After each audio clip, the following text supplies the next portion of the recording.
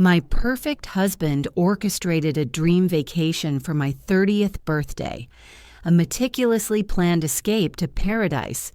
He just didn't realize I could still see everything happening back home. The scent of coconut sunscreen and salt filled the air, a perfect symphony for a perfect 30th birthday. My mom, looking 10 years younger in her oversized sunglasses and a wide-brimmed hat, clinked her margarita glass against mine. "To my beautiful daughter," she said, her smile as bright as the Caribbean sun, "and to my incredible son-in-law Mark for making this happen." I smiled back, taking a long sip of the icy, lime-flavored drink. She was right. Mark had outdone himself. For weeks, he'd been a whirlwind of secret phone calls and hushed conversations. I'd assumed he was planning a surprise party, the usual fare. But last week, on my birthday morning, he'd presented me with a glossy travel folder. Inside were 2 all-inclusive first-class tickets to a 5-star resort in St. Lucia, one for me and one for my mom. "I know how much you've missed spending quality time with her," he'd said, kissing my forehead, "and you've been so stressed with work. You both deserve to be pampered. No excuses." It was the most thoughtful gift imaginable.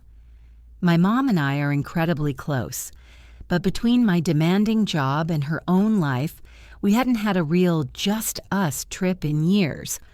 Mark knew that.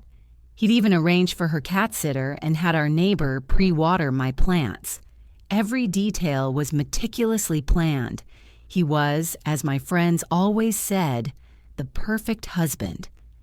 He packed my bags with me, making sure I had my favorite sundresses, and on the morning of our flight, he'd made us coffee and loaded our suitcases into the taxi himself, waving us off with a grin that could power a city.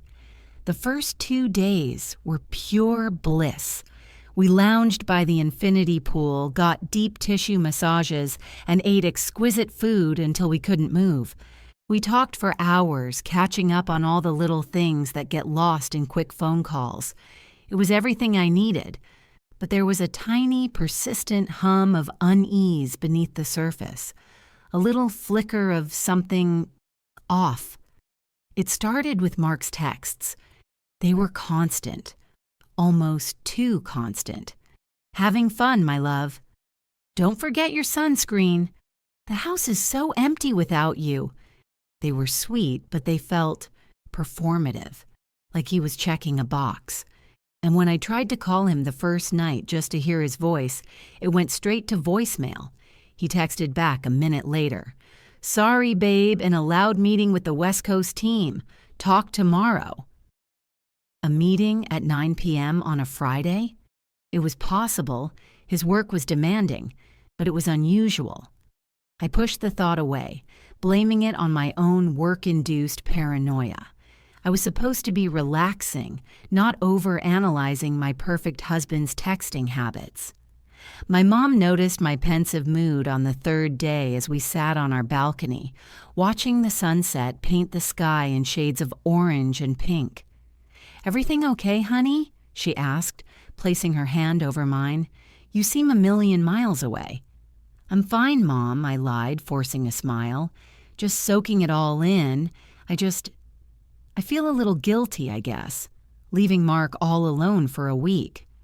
She laughed, a warm, reassuring sound.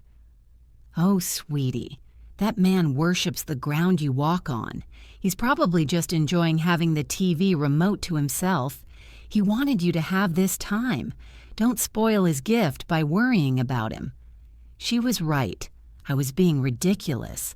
I resolved to shut off my brain and just enjoy the rest of the trip. And I did for a while. Until that evening. We were getting ready for dinner, a special 7-course meal at the resort's fanciest restaurant. I had my dress, my shoes, my jewelry all picked out. I reached into my carry-on to grab my Kindle to read while we waited for our reservation time, and my heart sank. My special charger, the one with the weird proprietary connector that's impossible to replace, was missing. I distinctly remembered leaving it on the nightstand next to my side of the bed, right beside the lamp. "Damn it," I muttered, rummaging through my bag again. "What's wrong?" Mom asked from the bathroom, her voice muffled as she applied lipstick. "I forgot my Kindle charger. I know exactly where I left it. It's on my nightstand." It wasn't a huge deal, but it was annoying. Then a thought struck me. We had a security camera in the living room. Mark had insisted on it after a neighbor's house was broken into. It had a wide-angle lens, and from the living room, you could see clear into the master bedroom if the door was open. I always left it open. I could just check the live feed, confirm it was there, and ask Mark to ship it to me. I pulled out my phone, a slight tremor in my hand I couldn't explain. I told myself it was silly, that this was purely practical. I opened the security app. The screen loaded, showing a grainy, buffering image of my living room. "Come on, stupid resort Wi-Fi," I whispered. The image finally snapped into focus. The living room was dark, lit only by the soft glow of the television. And on my couch, I saw a figure. It was Mark. He wasn't alone. His arms were wrapped around a woman who was nestled against his chest. My breath caught in my throat. I couldn't see her face, just a cascade of long, blonde hair. He leaned in and whispered something in her ear, and she laughed, a sound I couldn't hear but could imagine. Then she turned her head, tilting it up to kiss him. The soft light from the TV illuminated her features, and the world stopped. It wasn't some stranger. It was my sister, Chloe. The phone slipped from my numb fingers, clattering onto the pristine white tiles. My mom's voice cut through the ringing in my ears. "Honey, did you drop something?" I stared at the shattered image on the phone screen, which had thankfully landed face up. Chloe, my little sister, Chloe, the one who had been my maid of honor, the one I'd coached through her first heartbreak, the one who called Mark the big brother she'd never had. The phone was a dead weight on the floor, a portal to a nightmare I couldn't wake from. "It's nothing, Mom," I called out, my voice a strangled squeak I barely recognized as my own. "Just my lip balm. It rolled under the dresser." I scrambled to my feet, my legs feeling like jelly, and scooped up the phone. My hand was shaking so violently I almost dropped it again. I shoved it into my pocket. The image of their embrace burned onto the inside of my eyelids. My heart was a frantic drum against my ribs, each beat a new wave of nausea. My mom emerged from the bathroom, looking stunning in a floral maxi dress. "Already?" she asked, oblivious. I could only nod, the lie about the lip balm feeling like sandpaper in my throat. I saw my reflection in the full-length mirror behind her.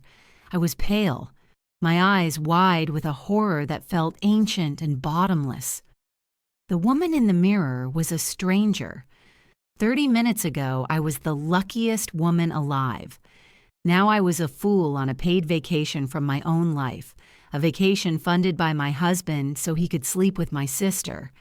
The entire trip, every single loving gesture replayed in my mind, but now tinted with a sickening, sinister hue. The meticulous planning wasn't thoughtfulness. It was calculation. His insistence on packing my bags with me, he was making sure I had everything I needed so I wouldn't have any reason to come back early. The constant, cheerful texts, they were his alibi, a digital smokescreen to hide his betrayal in plain sight. That late-night meeting. My God, I was so stupid.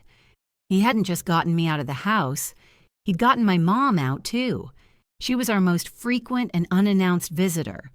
He'd cleared the board completely. Dinner was a blur of exquisite torture. I watched my mom savor her lobster bisque and rave about the wine pairing while I pushed a piece of seared tuna around my plate. Every bite I managed to swallow tasted like ash. "You're so quiet tonight," she noted. Her brow furrowed with concern. Is it work? Are you worried about that big project? I latched onto the excuse like a drowning woman to a raft. Yeah, I mumbled. Just a lot on my mind. Sorry. She patted my hand, her touch a strange mix of comfort and agony. She had no idea the catastrophe that was unfolding, that our little family was a fractured, disgusting lie. Back in the room, I pretended to be exhausted and went to bed early. Mom, bless her heart, bought it completely, telling me to get a good night's sleep. But the moment her light went out, I was back on my phone. The security app opened once more. I needed to know, I had to understand the scope of this. Was this a new, drunken mistake, or was it something more? My thumb hovered over the Recorded Events tab. With a deep, shuddering breath, I pressed it. The app showed a timeline of motion-activated clips. I scrolled back past the clip from tonight. I went back a day, 2 days, a week. My blood ran cold. Chloe's car was in our driveway the night he'd driven me and Mom to the airport. The camera had caught her getting out, carrying an overnight bag, and letting herself in with a key. Her own key. How long had she had a key to my house? I kept scrolling, my obsession a fever I couldn't break. I went back weeks, then a month. My fingers stopped on a date from 6 weeks ago. It was a Tuesday night. I remembered it vividly.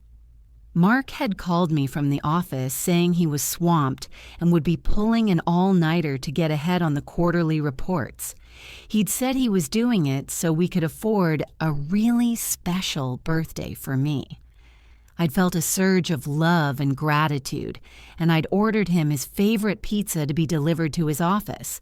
The timestamp on the video clip was 8:15 p.m. I tapped it. The video loaded. There was Mark walking into the living room, but he wasn't in his work suit.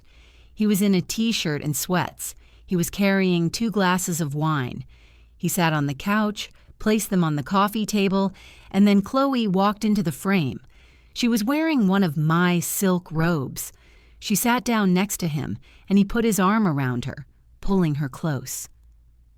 They weren't just kissing. They were living a life in my home, in my clothes, in my place. I felt a guttural sob rise in my chest, but I choked it back, my hand clamped over my mouth. And then I heard his voice from the recording, clear as day. To us, he said, raising his glass.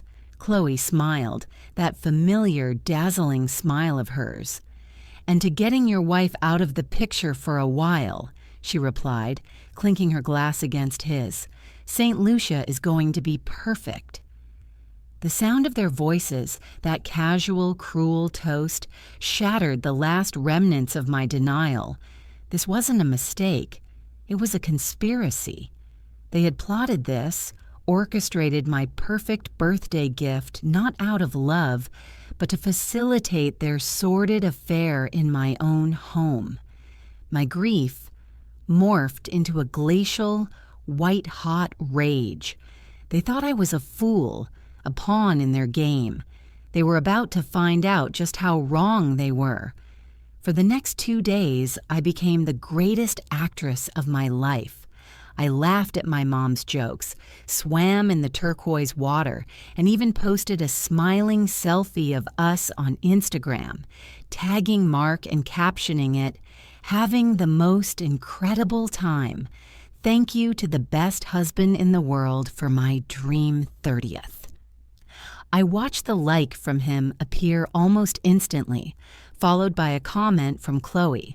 "So jealous, you two deserve it." The audacity was breathtaking. Behind the sunny facade, my mind was a whirlwind of planning.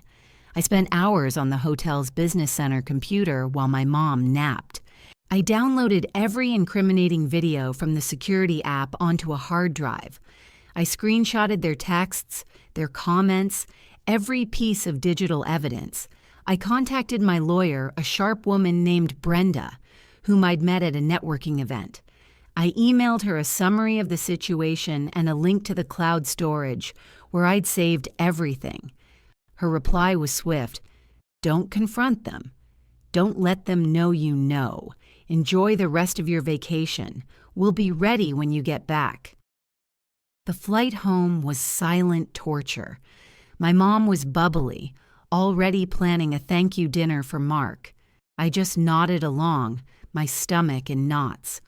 When the taxi pulled up to my house, I saw Mark standing on the porch, a bouquet of my favorite lilies in hand, his face arranged into a perfect mask of a loving, missed husband.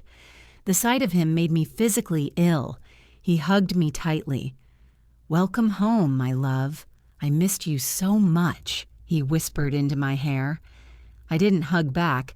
I just stood there, stiff as a board. Over his shoulder, I could see a flicker of movement in the living room window. Chloe. She was still here. "Mom, can you give us a minute?" I asked, my voice dangerously calm. She looked confused but nodded, taking her suitcase from the taxi driver. Mark beamed, thinking he was about to get a passionate reunion. He was half right. I walked past him into the house, and there she was, my sister perched on my sofa, flipping through a magazine as if she lived here. She looked up, her face breaking into a wide, fake smile. "You're back! How was it?" I didn't answer her. I turned to Mark, who had followed me in, a confused look on his face. "Did you enjoy your week, Mark?" I asked, my voice low. "Babe, what are you talking about? I was working my tail off." "Were you?" I pulled my phone from my pocket and tapped the screen. I had queued up the video of them toasting on the couch. I turned the phone so they could both see. "To getting your wife out of the picture," Mark's voice echoed in the silent room. The color drained from both their faces. Chloe's jaw dropped, and Mark looked like he'd been punched. How did you—" he stammered. "You left the security camera on, you idiot," I said, my voice dripping with contempt. "You got so comfortable in my house, with my sister, in my life, that you got careless." Chloe shot up from the couch. "It's not what you think. We can explain." "Oh, I think it's exactly what I think," I said, taking a step towards her. For the first time, she looked afraid. "You have 5 minutes to get your things out of my house, and if I ever see you again, it will be too soon." Her eyes filled with tears, but I felt nothing. No pity, no sorrow, just a vast, empty coldness. She scurried upstairs, and I turned my attention back to my husband, or my soon-to-be ex-husband. "You," I said, pointing a finger at him. "Your things will be packed in garbage bags and left on the porch by noon tomorrow. My lawyer, Brenda, already has everything. The videos, the texts. She'll be filing for divorce first thing in the morning, citing adultery. You'll be hearing from her." He started to babble, a pathetic stream of apologies and excuses. "It was a mistake. I love you. Please don't do this." "A mistake?" I laughed, a harsh, ugly sound. "A mistake is spilling coffee.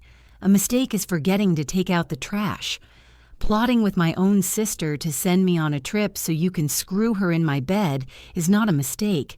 It's a choice, a series of choices, and now you can live with them." Chloe came scurrying back down the stairs with her overnight bag, sobbing. She tried to make eye contact, to say something, but I just stared straight through her. She fled out the front door without another word. I walked over to the lilies Mark had bought me, picked them up from the vase on the entry table, walked to the front door, and threw them onto the lawn. Then I turned back to Mark, who stood frozen in the middle of my living room. "Get out," I said. It wasn't a yell. It was a simple, final command, and he did.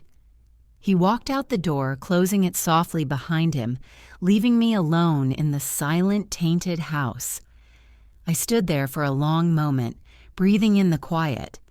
It wasn't a happy ending, but it was an ending, and for the first time in a week, I could finally breathe. The vacation was over, and my new life was just beginning.